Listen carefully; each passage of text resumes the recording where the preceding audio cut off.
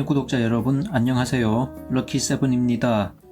자, 지난번에 다이오드를 설명을 해드렸으니 이번 시간에는 트랜지스터에 대해서 이야기를 해보는 것이 순서상 맞을 것 같습니다. 자, 지금 앞에 트랜지스터 3개를 준비를 해 놓았습니다. 지금 번호가 잘 안 보이죠? 각도를 조금 바꿔 볼게요. 가운데 있는 게 BC547, 그리고 오른쪽에 있는 거는 EN3906, 그 다음에 맨 왼쪽에 있는 것은 2222 트랜지스터입니다. 지난번에 다이오드도 참 여러 가지가 있었던 것처럼 트랜지스터도 목적이나 이제 뭐 회로의 요구사항, 뭐 사양, 전격 이런 거에 따라서 다양한 종류가 있겠습니다만 크게 그 분류를 나눠 보자면 PNP 트랜지스터가 있고 NPN 트랜지스터가 있습니다.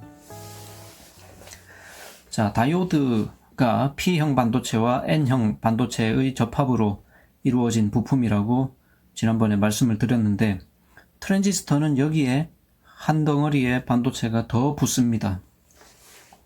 그러니까 PNP 타입은 그 이름에서 짐작이 되듯이 P형, N형, P형 이런 식으로 접합한 반도체가 되겠습니다. 반대로 NPN이라면 N형, P형, N형 이런 식으로 붙인 반도체가 되겠습니다.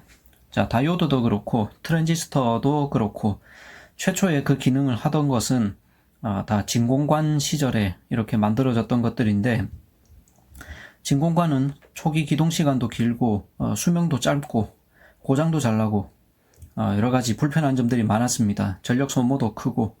그런데 요즘은 모든 것들이 반도체로 대체가 됨으로 인해서 작동 시간도 빠르고 전력 소모도 적고 고장도 덜 나고 여러모로 좋아진 점들이 많죠. 자, 이 트랜지스터를 가지고 우리가 기대할 수 있는, 회로에서 기대할 수 있는 역할들이 크게 두 가지 정도 생각을 해볼 수 있습니다. 바로 스위칭 작용하고 그 다음에 증폭 작용이 되겠습니다. 자, 뭐 트랜지스터에 대해서 너무 깊게는 얘기를 다 할 수는 없지만 간단하게 얘기를 해서 이제 NPN을 예로 들어볼게요. 여기 2222번이나 아니면 BC547 같은 것들은 NPN 타입의 트랜지스터입니다.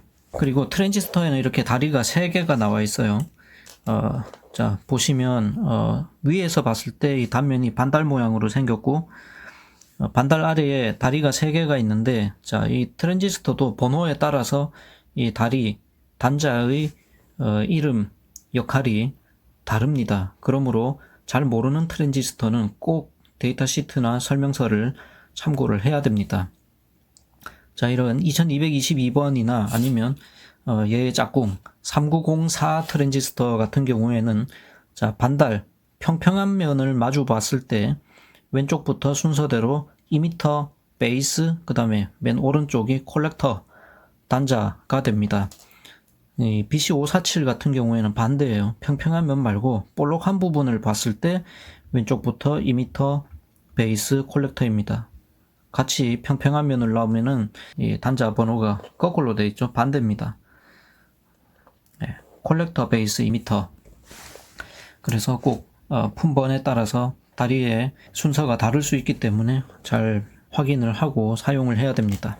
자, 이 트랜지스터도 중학교 기술 교과서에 나옵니다. 소개가 되어 있기로는 작은 전류로 큰 전류를 제어한다, 이런 소개가 되어 있는데, 무슨 소리냐면은 이미터와 베이스 간에 이것도 PN 접합이잖아요. NPN이니까 베이스가 P가 되고 이미터가 N이죠. 그러니까 베이스에서 이미터 쪽으로 소량의 전류를 흘려주면 콜렉터에서 이미터 사이에 큰 전류가 흐를 수 있게 됩니다. 그래서 얘를 스위치로 쓸 수 있다는 뜻이 됩니다. 무슨 얘기냐 하면 이 콜렉터랑 이미터 사이가 지금 베이스에 아무런 신호를 주지 않았을 때는 열린 스위치, 끊어진 스위치입니다. 그런데 베이스에 약간의 신호만 주면 콜렉터와 이미터 사이가 닫힌 스위치, 이어진 스위치가 된다는 소리입니다. 그래서 작은 신호로 큰 전류를 제어를 할 수 있다.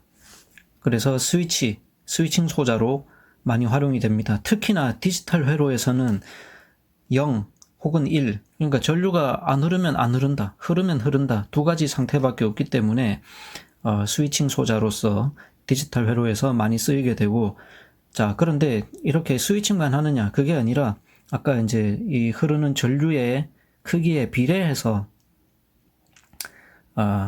콜렉터와 이미터 간 전류의 출력도 달라지기 때문에 아날로그 회로에서는 아주 미세한 신호의 변화를 크게 드러내 보이게 하는 증폭 작용도 할 수가 있습니다. 그 실험은 예전에 제가 다른 영상 말미에 이 2222번 트랜지스터를 가지고 오디오 신호를 증폭해서 스피커에 넣는 간이 오디오 앰프를 만드는 실험을 한 영상이 있으니까 그걸 참고를 해주시면 되겠습니다. 아무튼 자, 다시 베이스와 이미터 간의 아주 작은 전류 흐름의 변화가 콜렉터와 이미터 간의 큰 전류의 흐름의 변화로 나타난다. 그래서 증폭작용을 한다. 이 두 가지 특성만은 꼭 기억을 해 주시면 되겠습니다. 자, 그리고 이렇게 전류의 증폭 작용을 하기 때문에 이런 트랜지스터 같은 소자는 이제 능동 소자로 분류를 합니다.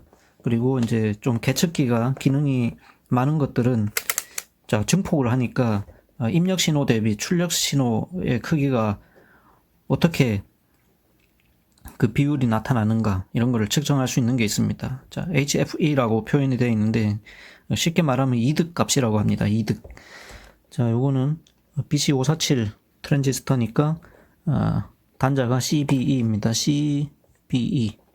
그러니까 이렇게 뒤집어 가지고 CBE에 맞춰서 자, 계측기에 이렇게 걸어보니까 이득값이 355 조금씩 떨어지네요. 처음에 거의 359, 360 가까이 나왔는데 그렇습니다. 한 350에서 360 사이의 이득값을 갖는 트랜지스터가 되겠습니다. 그리고 여기 2222번은 반대죠. 여기 평평한 면을 놓고 봤을 때 EBC 이렇게 걸어보면 이득값이 191, 192 사이에 왔다 갔다 하네요. 자, 순수하게 이득값만 놓고 봤을 때는 이게 좀 더 큰 것 같습니다. 그런데 이 547 트랜지스터 같은 경우에는 제어할 수 있는 전류의 크기가 그다지 크지가 않아요. 정확한 숫자는 모르겠습니다. 데이터 시트를 참고를 해 주시는 편이 좋을 겁니다. 그런데 2222번은 최대 2A 정도까지도 제어를 할 수 있는 걸로 제가 기억이 납니다.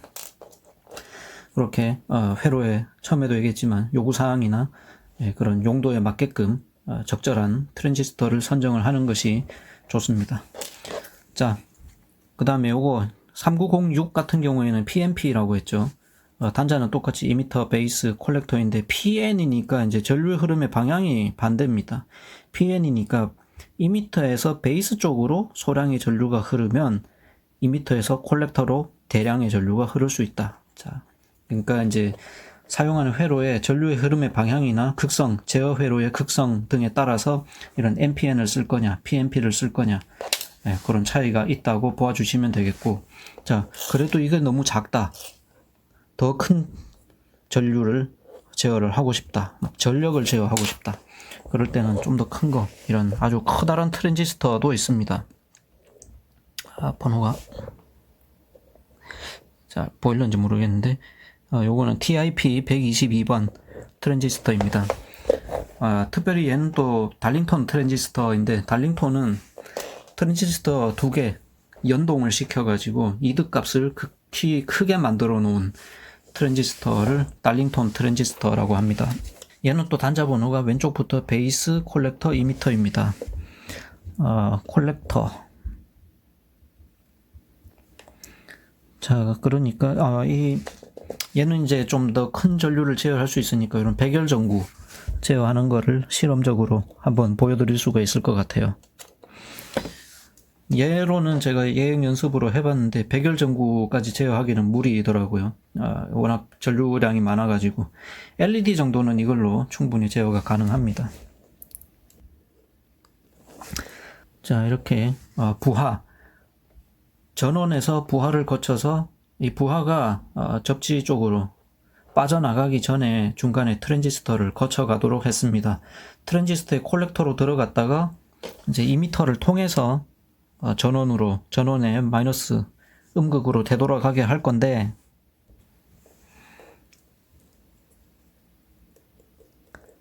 자, 이렇게 회로 구성을 했죠.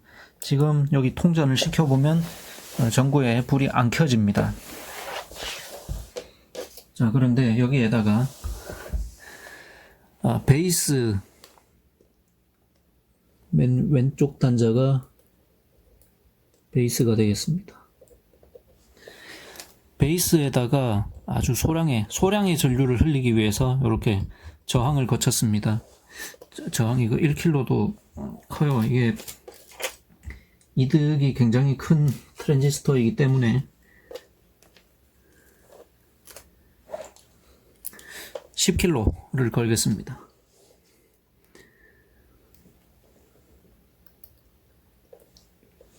10kg니까 얼마예요? 이게 1000ohm이잖아요. 5V를 1000ohm으로 나누면 얼마죠? 1000ohm으로 나누면 5mA. 0.5mA. 고작 0.5mA라는 아주 작은 전류로 베이스에 신호를 줬더니 콜렉터와 이미터 간이 통전이 되어서, 보세요. 이거 제어 신호는 고작 0.5mA인데 백열 전구가 빛이 납니다. 다시 0.5mA라는 신호가 온 들어갔다 끊어졌다 오프. 자, 온 오프 이런 제어 신호의 온 오프를 가지고 부하 대전류를 온 오프 한다. 자, 이게 스위칭 작용. 트랜지스터를 스위치로 활용하는 이런 예가 되겠고, 자, 이번에는 증폭 또 한번 안 보여드리면 섭하겠죠. 자, 그렇다면은 제어 전류를 자유롭게 변동을 시킬 수 있어야 되기 때문에 이런 가변 저항을 가지고 왔습니다.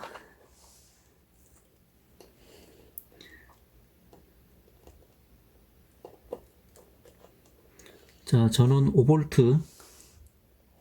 자, 지금 5V 입력은 여기 저항을 거친 게 아닙니다. 다리에서 바로 집게를 물려서 가변 저항의 한쪽 귀퉁이로 들어갔고, 가변 저항의 중심부에서 나온 이 전선에다가, 이 가변 저항이 10kg짜리예요. 그러니까 아까 스위칭에 사용했던 이 10kg를 더 붙여가지고 최대 20kg까지 걸릴 수 있게. 그러면 얼마죠? 전류가 0.25에서 0.5까지 이렇게 변할 수 있는 입력 전류 조절 장치를 만들어 놓고,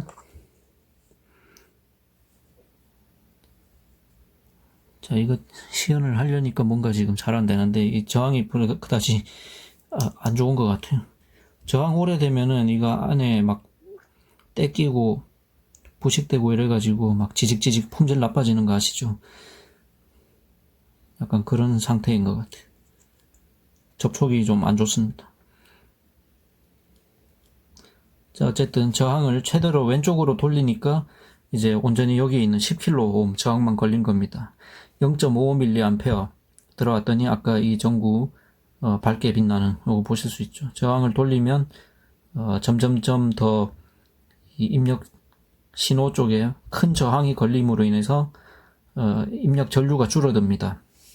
끝까지 돌리면 여기 10kΩ, 여기 10kΩ 누적이 되니까 20kΩ의 저항이 걸렸죠. 그러니까 지금 베이스에 들어가는 입력 전류는 0.25mA니까 250 마이크로암페어가 됩니다. 자, 밝기를 좀 고정을 하고 봐야겠죠. 카메라 노출을 고정을 하고 0.25mA 입력, 이 정도 밝기, 입력을 키웁니다.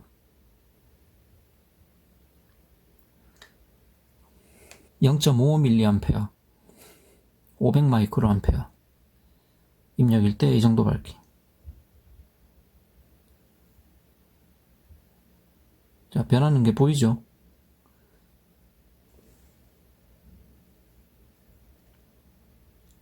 밝게, 어둡게, 밝게, 어둡게. 자, 그래서 고작 0.25에서 0.5mA 사이, 아니면 250 마이크로암페어에서 500 마이크로암페어 사이.